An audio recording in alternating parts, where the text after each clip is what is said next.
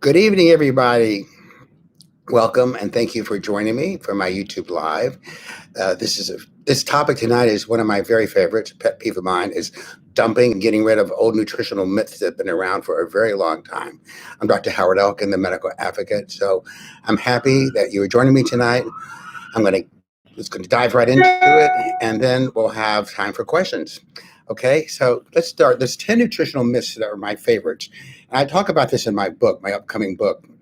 And actually, I start my chapter on nutrition on this. Here's the whole thing. I'm not a one-size-fits-all kind of guy. I mean, there's no way you can pick one diet for all people. I mean, there's too many variables. There's lifestyle, there's travel, there's medical history, there's cardiac history, cancer history, autoimmunity, there's gut issues. There's so many different issues and variables that there can't be one diet for all.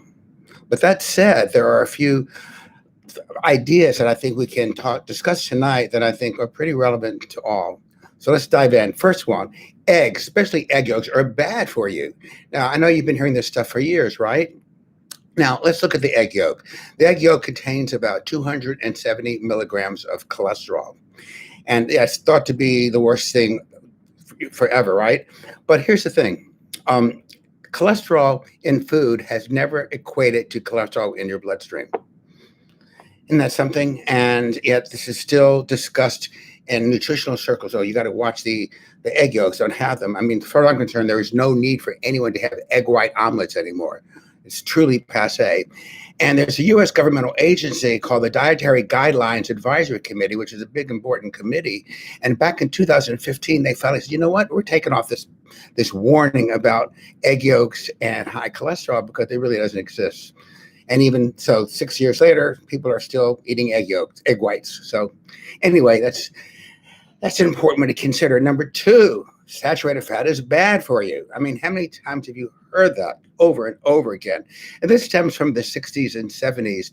And they actually did these looked at these observational studies in Europe, and they said, people that ate a lot of saturated food died.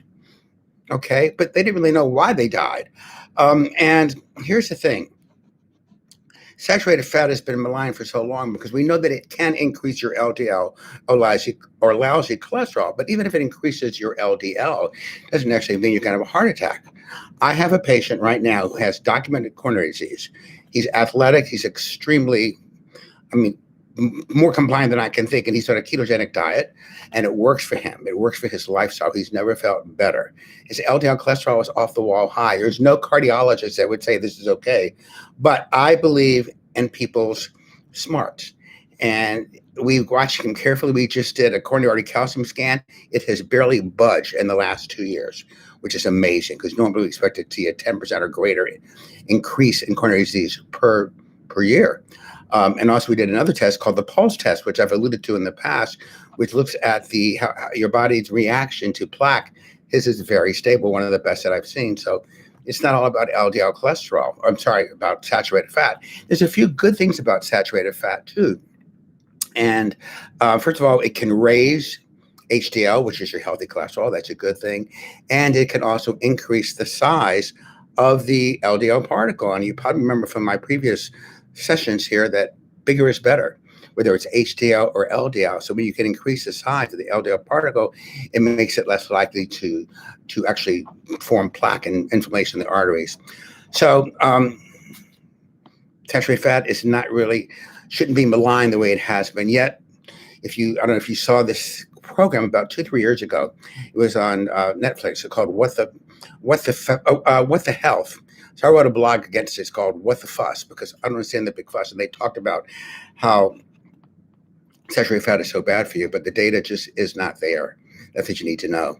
Number 3, grains are good for you. Does anybody still believe that? This dates from that food pyramid from the 90s, in which you were supposed to have anywhere from 6 to 11 servings of bread, pasta, rice, potatoes, rice every day.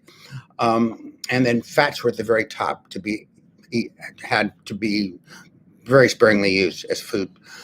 So what happened? So this was the food pyramid in the 90s, and guess what? So with all these grains, all these carbs, the country got fatter than ever, right? Remember these Intamin low-fat brownies and non-fat cookies, and everything was non-fat, low-fat salad dressings. Well, the the country got fatter. Now we have a new problem called diabesity, in which we combine diabetes with obesity. And you know from my previous sessions that diabetes is clearly on the rise. And really, we didn't help when we gave forth these kind of proclamations that grains are actually good for you. There's also, and what has history taught us? Okay, if you look at prehistoric man, we're talking 8,000 BC to 2,000 BC. They didn't have grains, and they did pretty well at that time. They were not malnourished in any way, matter, or form. So, the agricultural revolution came about, and then things changed. There's a few other things you need to know about some of these starches is that they can often contain something called phytic acid, that's 𝗡𝗨𝗧𝗥𝗏𝗏𝗏𝗏, which actually binds some of the minerals that we need to have absorbed in our system, such as calcium, iron, magnesium, and zinc. Those are vital nutrients, and yet they can be, if they're bind, they won't be absorbing things, so it's a deficiency. Also, there's really not much nutritional value in grains. I mean, seriously, it's their process. I mean, I don't see bread trees out there or pasta bushes. So, the nutritional value really isn't that great. It does add texture and variety to our food, and that's why we like it so much. But that's really about it. Then we have this whole thing about gluten, right? Now, gluten only comes from starches, and it's a protein, actually, and found in grain products. And very small percentage of the population has celiac disease, but many people are gluten insensitive. And like if I have a person with a chronic problem that we can't figure out what to do, especially autoimmune issues, chronic fatigue, I'll put them on really a gluten-free diet. And if they do well, you have your answer, and they often will do well. And then, of course, the end product of all these carbs is sugar, which we'll talk about in a minute. Sugar, and I don't care whether it's high fiber or brown rice or whole wheat bread. It's still going to break down into sugar. So that's a known fact. Now, though, number 4, too much protein hurts the kidneys. I'm sure a lot of you have heard that. I don't know where this came from, but we know that actually protein can and actually promote calcium excretion from the bone for the short term, okay? For the long term, that doesn't happen. As a matter of fact, bone health is actually improved in those with higher protein diets. So that was another myth that needs to be gotten rid of. So am I ever worried about too much of protein in the diet? Yeah, if you got renal failure, significant renal disease, you might have to be careful. And even then you can monitor that carefully and decrease the protein in your diet. But if with normal kidney function, there's nothing to worry about. If so, I'd be a goner, because as a competitive bodybuilder for several years, I had a ton of protein and my kidney function would be next to nothing.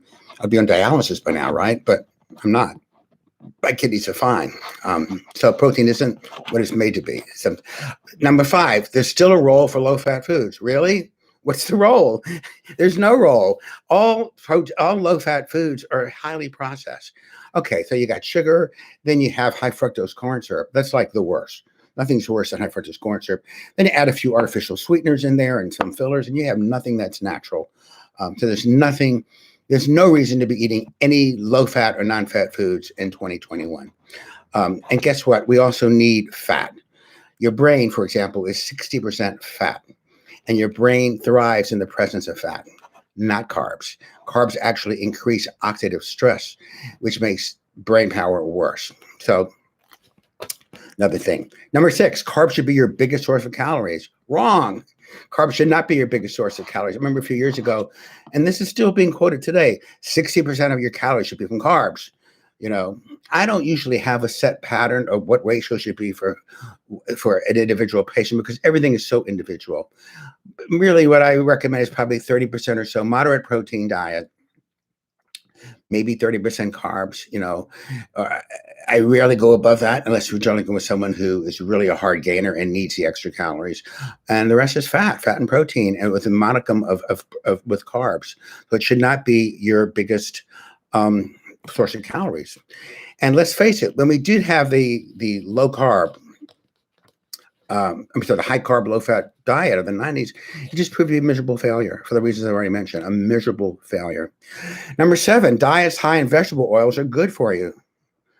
I mean, seriously, there's nothing good about vegetable oils. We're talking seed oils. They're polyprocessed. So we're talking things like sunflower oil, corn oil, safflower oil. None of these are really good for you or not healthy at all. So the only oil that I recommend generally is olive oil, fish oil, and avocado oil. We'll talk about that later. But vegetable oils are not good. And there's one thing you need to know, this whole thing about ratio. The reason why vegetable oils are so bad is because they're high in polyunsaturated fats, more specifically omega-6 fats. Now, omega-3 is fish oil. We know that's very healthy for the heart and very healthy for your health in general. But if you look at the average American, the ratio of omega-6 to omega-3 is anywhere from 10-1 to 25-1. I mean, why? Because omega-6 fats, polyunsaturated fats, are in all processed foods. Just look at the box if you don't believe me. And you'll see soybean oil, corn oil, this all seed oils are being used, vegetable oils. So we're way in excess of unsaturated omega-6 fats when you compare that to omega-3. And the favorable ratio that I like to have is 6-1 or even less than that. Okay, there's no need to be using any polyunsaturated omega-6 fats in your diet. Number 8, low-carb diets are dangerous. Okay, I don't know where that came from, but there's some real benefits you need to know. First of all, higher, low-carb diets aren't dangerous. They can actually decrease your blood sugar. They can decrease your blood pressure. They raise HDL, which is a healthy cholesterol. They decrease triglycerides, which we've talked about, and it lowers body weight, okay? So if you want to lose weight, cut out the carbs. It's that simple. It's that simple. And this whole thing about, remember, calories in equals calories out? I don't even know where that came from, but we're taking a second look at that because a calorie isn't just a calorie. So these are the things that we need to really consider today. Number 9, high-fat foods make you fat. That sounds intuitive, doesn't it? I mean, you've been hearing that for years, right? Here's the thing. Fats satisfy us. There's a sense of satiation when we eat fats. Carbs, we just want more. All right, that's just a natural thing. So here are a few fat facts that I like to keep in mind. Number 1, it's a high source of energy, stored energy. I mean, you get 9 grams of energy, 9 calories per gram of fat versus 4 with protein and 4 with carbohydrates. So you get a bigger bang for your buck with fat. Very important for absorbing certain minerals and vitamins. Now, you've heard about fat-soluble vitamins, ADEC, vitamin A, vitamin D, vitamin E, vitamin K. Those are your fat-soluble vitamins, and they really need a supply of fat in order to be adequately absorbed in the body. Also, fats help to build cell membranes. So cell membranes, think of it as the skeleton of the cell itself. It protects the interior. So why is that important? Well, we've got the mitochondria, which is the powerhouse of the cell. We have the nucleus, which protects your DNA, your genetic material. So it's really important to have integrity of your cell membranes, and that's where fat comes in. Also, it's very important for brain health. I've already mentioned that your brain is 60% fat. So fat is used to build new neurons or new nerve cells and also to build myelin sheaths. So myelin sheaths are actually protective. It's like a coat around a nerve fiber itself. So in the last one, sugar isn't really the problem, right? Sugar is the problem. Now, if you watch that program With the Health a few years ago, they actually interviewed an endocrinologist, and he actually said that, no, I don't really, he was asked about this, but he said, no, I don't think sugar's the main problem. It's like, really? What we know today, here's the truth, okay? If you look at table sugar, which is called sucrose, it's a disaccharide. It's composed of 2 things, glucose and fructose. Fructose is fruit sugar. So if you look at high fructose, especially when it comes from artificial sources, processed sources like high fructose corn syrup, it overloads the liver. Everything in the gut goes from the gut to the liver for processing. Liver can't handle it. It can't handle too much fructose, and it certainly can't handle high fructose corn syrup very well. So what it does, it throws out what it can in the circulation as VLDL, which is very low density lipoproteins, which eventually becomes triglycerides. That's all you need to know. It becomes triglycerides. And guess what? It retains the rest as fat. the liver becomes fatty. This is a major issue today in our society. It's this non-alcoholic fatty liver disease, NFLD, very important. Well, that doesn't happen with fat or protein. It happens because of excessive carbs, especially that have the breakdown to sugar. Again, the liver just can't handle it. And here's the other thing, the addiction potential of carbs. I believe there really is truly an addiction. I think a lot of people think that. And, you know, I have this little saying that I made up, and I don't like cake is the new Coke. Now, of course, if you have cocaine or stimulants like that, it's going to screw up your nervous system. Well, what sugar will do, it'll screw up your metabolic system, your metabolic milieu, you know, and so it's not a good thing. So these are really important principles that I think most of us can agree on, no matter what diet you're on, whether you're paleo, whether you're Mediterranean, whether you're carnivore, whether you're vegan. It doesn't really matter, because the bulk of our diet really should be natural, non-processed foods. So with that said, I'm going to open this up for discussion now. Enough of me. I want to hear from you. So please, in the chat box, if you guys would say something or ask me questions, and we'll take it from there. Okay, I got to put my glasses on, guys. Senior moment here, because the print is so small on my laptop here. Okay. Great. Thank you. Oh, thank you, Dr. Raji. She's one of my favorite doctors. Thank you so much for tuning in. Yeah, we often agree on things, which is really nice. Thank you. Okay. How important is when I eat? Should I eat breakfast while eating? Oh, this is one of my favorite topics. The answer is no, it doesn't matter when you eat. It matters what you eat, but it doesn't matter when you eat. Now, I've been doing intermittent fasting myself for about over 3 years. I think February made it 3 years. And it works for me. I'm not saying it should be for everybody. It works for me, and what it's done, it's alleviating my need to snack at all during the day. So I almost never snack. And it's totally changed how I eat. So it doesn't matter. Like I try to go for the 16-8, in which I don't eat for 16 hours and I eat for 8. But, you know, during the week, it's a little hard because I work. So maybe 14 hours of fasting. Weekends, I easily can do the 16, but it does work for me. So it doesn't matter when you eat so much. Breakfast used to be the important meal of the day. That's also hogwash. I mean, the most important meal of the day is the meal that you appreciate the most. I love breakfast. I love eating eggs and bacon and stuff like that. But I gave it up when I went to intermittent fasting, and I may have it on weekends because I eat late. I don't have to go to work. But so I miss breakfast food, but breakfast is not necessarily the most important meal of the day. The most important meal of the day is what you find is important. It's really important. Okay. Eating at night make me fat? Yeah, it could. They've done studies on that. People eating at night tend to snack. Yeah, it can be a weight gain. Your metabolism is slower at night. Like I have a rule that I don't have any starchy carbs at all after 2 p.m. So at night, all I have is my protein, my fat, and maybe a fruit for dessert, and that's it. No snacking, no nothing. I don't eat late at night. I eat later than I should because my hours are so long. But yeah, snacking at night is not a good thing for most of us. Good question. Okay, breakfast is most important. Yeah, that was I should have mentioned that too. It's not the most important meal of the day. Again, it really depends on what you guys want. What is time restricted eating? Same thing. I that's really pretty much like intermittent fasting, and I'm all for it.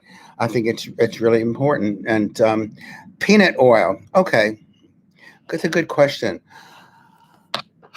Some people shun peanut oil. I don't think it. I mean, first of all, I like nuts.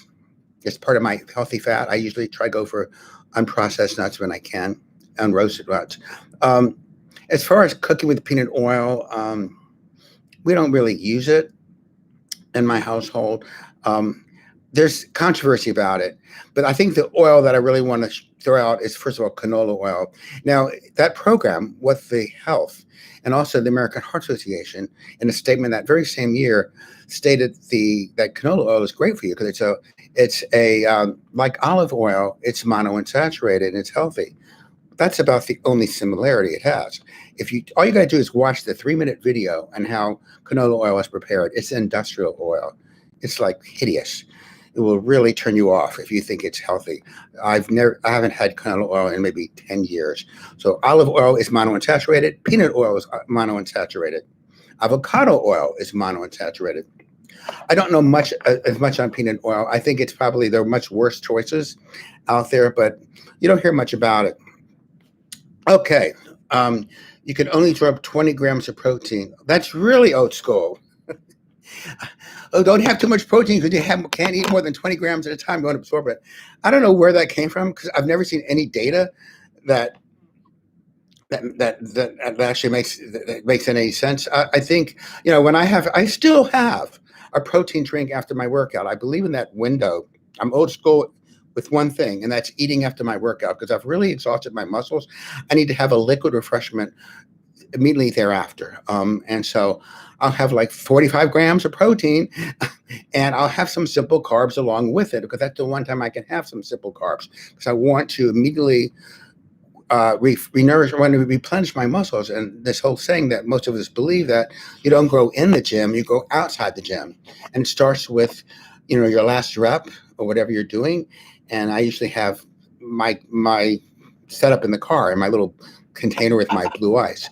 So yeah, that's another old myth about just restricted to 20 grams. Thank God we've gone further than that. Okay. Trevor, what about long fast of 21.8 ounces? Okay. Well, one of my persons here, Joanne, has a lot more experience with long fast. I've never done a long fast. My daughter's done them. I know Joanne's done them. Other people have done them. Some people swear by them. I have never personally felt the need to do that. I do I'm Jewish, so for Yom Kippur, I do a 24-hour fast. And it's fine because I'm so used to fasting, it isn't a big deal.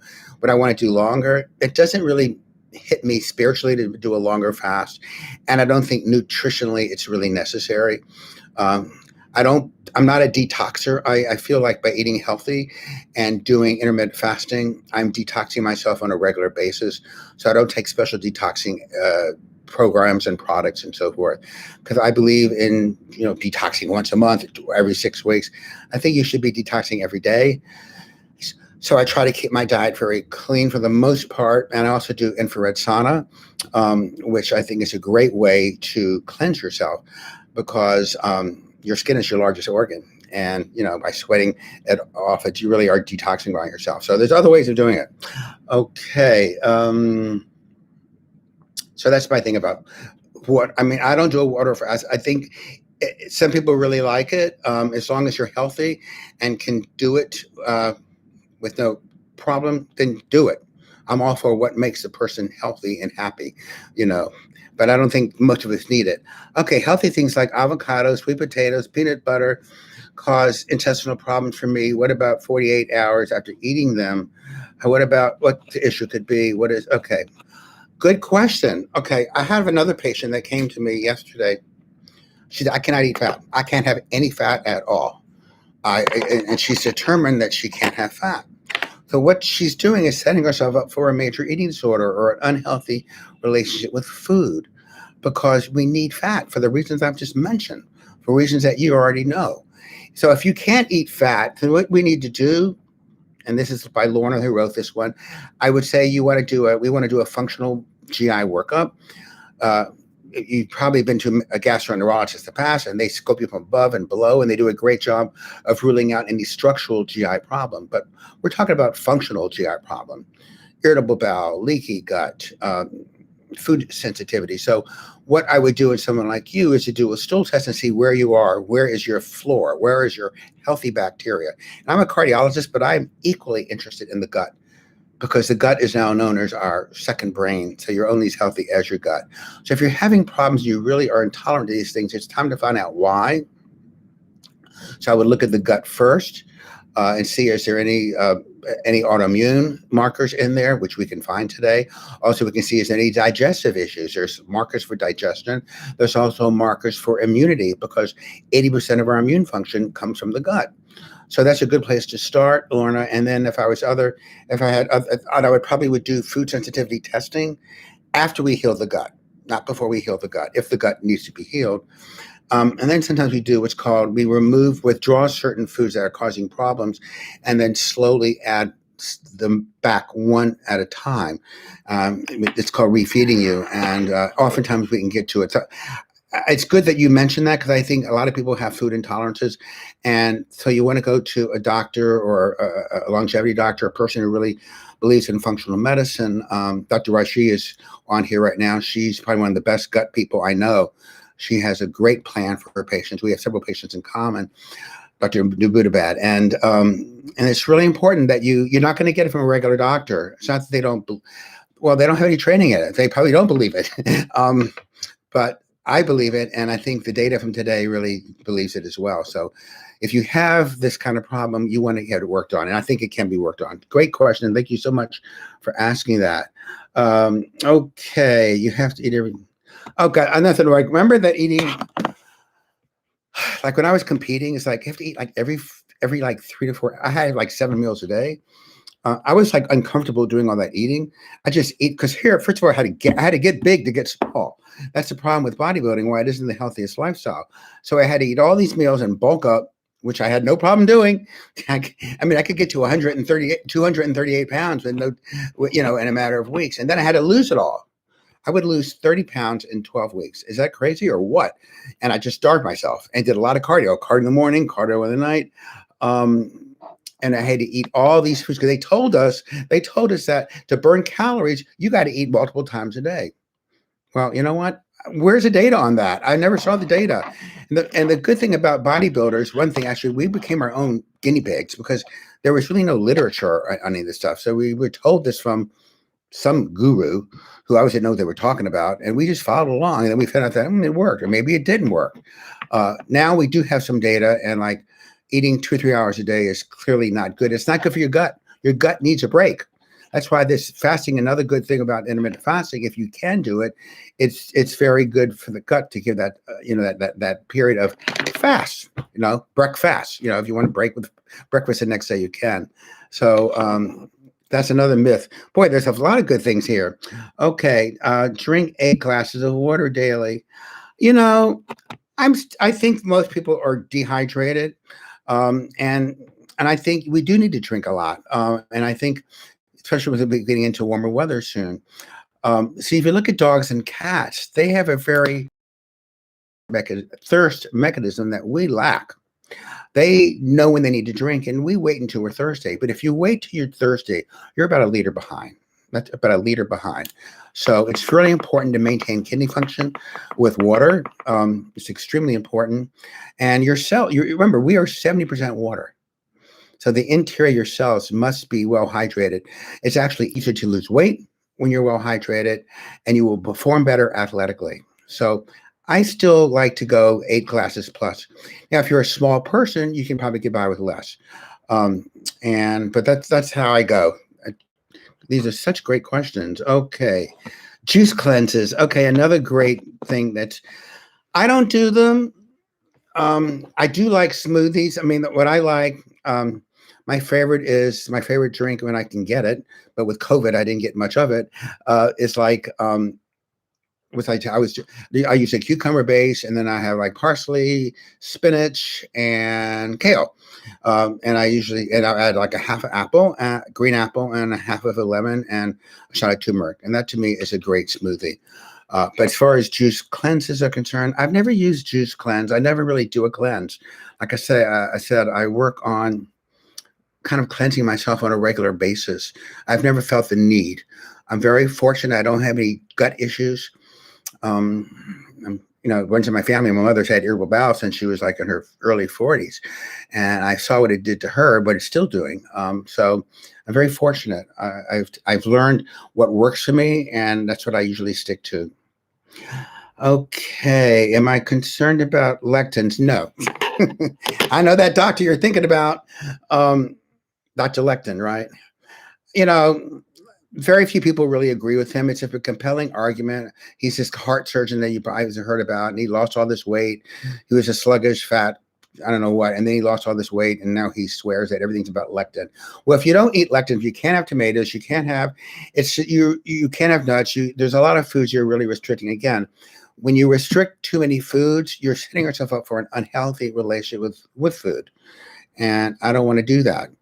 Yeah, if I do food sensitivity testing and I find out that this person is sensitive to this, that, and the other, that's a different story. That's after I've healed the gut, tried to work with the gut, and then I've studied them further to find out that there are true food intolerances. But I don't like to restrict food. And I know a person that's gone, this is a true story. Okay, she's gone gluten-free, dairy-free, lectin-free, wait a minute, histamine-free, a few other things. And she still feels miserable. She's obsessed with how food affects her so adversely. I mean, food is our medicine, right? So people that are so bent up on all this restrictive eating, it's not healthy, So I try to only restrict when I need to. Okay, let's see. Thank you for that question. These are great questions. Let's see. Okay, organic. That's a great question. Is it more healthy? The data isn't there that's saying eating organically is really more healthy nutritiously. I think it's safer. I think it makes sense. I try to go organic whenever I can. I don't want pesticides. I don't want glyphosate, Roundup rather, or whatever. So I think ultimately it will boil down to something that's more nutritious. The data isn't so much there because there's no money in it. Come on, look how much money there is in processed foods and in pesticides and all these horrible things. So we don't have data that says, yeah, eating organic is clearly more nutritiously sound. But those of us that believe in eating healthy would choose organic and pay the extra price. That's just how I do it. But the data really isn't quite there. Okay. I just want to go over, make sure I did all these questions. Should I have a few others that yeah, here's the thing. Okay, so these are questions people have been asking me, like what meats are unhealthy? I don't think any meat is unhealthy. I try to always go for grass-fed beef because it's higher in omega-3. Believe it or not, there is omega-3 fatty acids in grass-fed beef, not in grain-fed beef. I always choose wild fish. That's why I become like a seafood snob because I won't eat farm-raised fish, which means I have to take a lot of supplements because I don't get enough seafood in my diet. Because frankly, it's not so easy to find, in restaurants and so forth. You don't know what they're serving.